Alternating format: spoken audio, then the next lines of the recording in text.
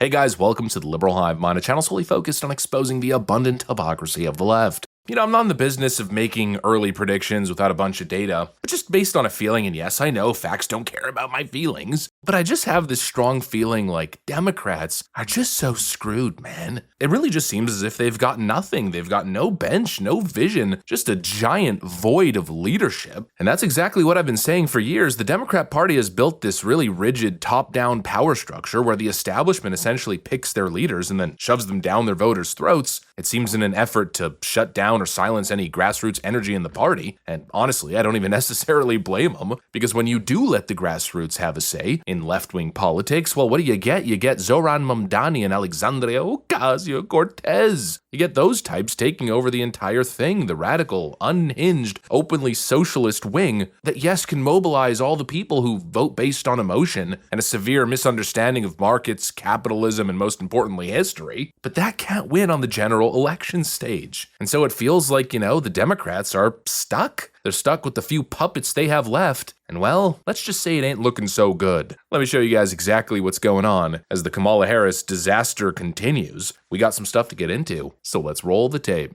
All right, folks, so initially, I thought that they were throwing Kamala Harris to the side, especially as she announced that she was not going to run for governor of California. But now I think my perspective has changed, as it seems they're attempting to do a little bit of a Kamala Harris rebrand. They're testing the waters again. She's all over the media, and she's, of course, still the most popular Democrat frontrunner. She's leading the ticket, or the potential ticket, in pretty much all the primary polls. It seems they might actually attempt to run her back, and well, I'm not exactly sure that's a great idea. Let's take a look at her net favorable ratings nationwide. Back in October of 2024, she was at -5 points. Not exactly great, but pretty close to the zero mark, right? Pretty close to even. But now, down under she goes. She's at -13 points. That's an 8-point drop since the general election among the overall electorate. She is not well liked at this particular point. The American people, they don't want this. They don't want her. And get this, she's 37 points underwater with independents. If you can't win independents, you can't win the election. I didn't think it was even possible for Kamala Harris, being such a bottom feeder, such a bottom dweller, I didn't think it was possible for her to go even lower, but Kamala Harris is now even less popular than she was back in October of 2024. Complete, utter disaster, and it's really no mystery why. It seems it's something the Democrat establishment still hasn't wrapped their mind around. They still haven't accepted. They're in utter denial. They can't accept the fact that Kamala Harris just sucks. They're now trying to revive her brand, and well, her latest media tour where she's attempting to separate herself from the Biden administration and try to put herself out there as a competent candidate, it's already a complete slow-motion train wreck. I mean, holy moly, is this person just unbearable, low IQ, and frankly delusional. Take a look at this moment where she showed up on The View and pathetically tries to rewrite history with a straight face. If you have to pin it down to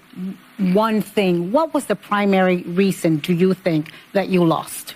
There are many factors, I think, that played into the outcome of that election. But I think probably one of the biggest in my mind is we just didn't have enough time. Another piece of what is unprecedented and a bit historical about that race, it is the closest presidential race in the 21st century in terms of the outcome. She actually has the audacity to now attempt to rewrite history by claiming that her loss against President Trump wasn't all that bad. In fact, it was one of the closest elections ever. Give me a freaking break. Can we take a look at the scoreboard? Joe Biden versus Trump in 2020, that was a close election. 40,000 votes across 3 states could have flipped it. And a lot of that, I think, was due to some shenanigans happening. But Kamala Harris? She lost the popular vote by millions. She lost the Electoral College by over 80 electoral votes. She set her party back possibly a decade. She lost in a landslide. She got stomped, destroyed, owned, pwned. And yet here she is, insulting our intelligence, pretending as if she's the most viable candidate the Democrats have ever produced. Holy frickin' moly. But that wasn't even her worst moment. Then comes Kamala Harris's little inclusivity backfire. What utter hypocrisy this is. Recently, Kamala Harris admitted that her first choice for VP actually wasn't Tim Walz, but rather it was Pete Buttigieg. But she recently wrote that she didn't pick him because he was gay. And here she is attempting to defend that position, again insulting our intelligence as she responds to Rachel Maddow by saying, no, I didn't do that. And then goes on to explain that, yeah, that's literally exactly what she did. I guess I'd ask you to just elaborate on that a little bit. It's hard to hear with you running as, you're the first woman elected vice president.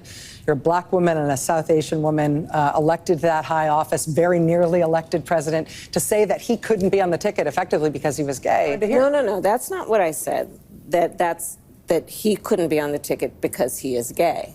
My point, as I write in the book, is I was clear that in 107 days, in one of the most hotly contested elections for President of the United States, against someone like Donald Trump, who knows no floor, to be a black woman running for President of the United States and as a vice presidential running mate, a gay man, with the stakes being so high, it made me very sad, but I also realized it would be a real risk. Oh my Lord. Again, it's bringing me back to all the rhetoric I was engaging in during the last election. At least Joe Biden had an excuse. Joe Biden was old, had a failing brain. He'd be talking about his butt being wiped and poop butt this and poop butt that, falling off his bike, and you just looked at him and you're like, all right, it's time to retire, old man. But Kamala Harris has no excuse. She's supposed to be the future of the party. She's one of the youngest presidential candidates that we've seen in a long time. She's supposed to be competent, right? A state prosecutor, an attorney general, a senator. Ooh, she's a fancy schmancy lawyer in a pantsuit. But she is just so incoherent and so bad at this. What was that? And it's just so hypocritical, the party of inclusivity, right? Kamala Harris, whose entire shtick is, ooh, my identity. The whole premise of her political existence is my diversity, my inclusivity, and yet she literally admits she discriminated against a gay man. You can't make this stuff up. And it's not just stupidity, it's not just incompetence, it's not just being a phony, fake politician, doing everything by focus group. It's also just from an ethics standpoint. Every Democrat that's ever graced this earth is always presented as the pinnacle of morality. Democrats can do no wrong. Democrats represent everything that's good in the world, and Republicans, oh, well, do we even need to say it? Just insert dehumanizing language, and there you go. That's generally the shtick, right? But Kamala Harris time and time again proves that she is not a good person. After yet again another political assassination, when it should be time for Democrats to look in the mirror and admit that their toxic language is part of the problem. When people in their own party are starting to even admit it, John Fetterman being one of them, what does Kamala Harris do? She doubles down. After initially calling Donald Trump a fascist during the election season. Do you think Donald Trump is a fascist? Yes, I do. She now doubles down, shows up on MSNBC, and starts calling Donald Trump a tyrant. And right now we are dealing with, as I called him at my speech on the ellipse, a tyrant. We used to compare the strength of our democracy to communist dictators. That's what we're dealing with right now in Donald Trump. And these titans of industry are not speaking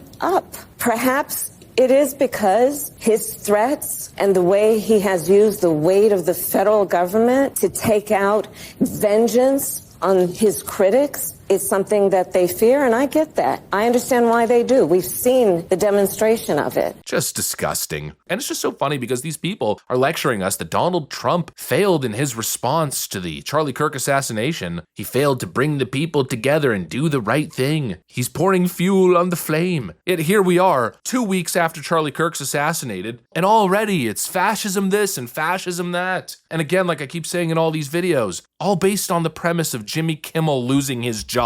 They think we're stupid, man. They think we're complete morons. The first sign to Hitlerian fascism is when a stupid hack partisan comedian loses his job. Oh, my brain hurts. But really, again, the big picture here is the Democrats have no options. They've got Kamala Harris, who continues to get even less popular, and I'm assuming that trend's going to continue as she opens her mouth more and more on this pathetic media tour. And then they've got Gavin Newsom, who just looks like he's going to have a freaking brain aneurysm every time he shows up in front of a microphone these days. The absolute slimeball grifter from California. I mean, I'm convinced that even Democrats in California don't like Gavin Newsom. He's just the most high-profile politician, and so he wins by default. But yeah, it's those two to, or Pete Buttigieg, who Democrats won't vote for because he's gay. I mean, what do they got? There's no vision, no talent. It's a rigged conveyor belt of the same establishment hacks being recycled over and over again. The only message that ever actually wins the day in Democrat circles is, let's bring the end of capitalism. Let's destroy the nation from within. The only grassroots energy that they have are the Antifa freaks in black masks smashing up frickin' windows. Ironically, the same people that Kamala Harris bailed out of prison. And so yeah, I think people have caught on, and I think the Democrats are screwed. Unless something changes fast, unless they somehow change the entire culture, change the power structure, unless they allow meritocracy to win the day again and come up with an actual charismatic talent, unless they change something quick, they're stuck with Kamala Harris, or they're stuck with some sort of Kamala Harris. And if that's the case, well, I just wouldn't be so bullish on their political future.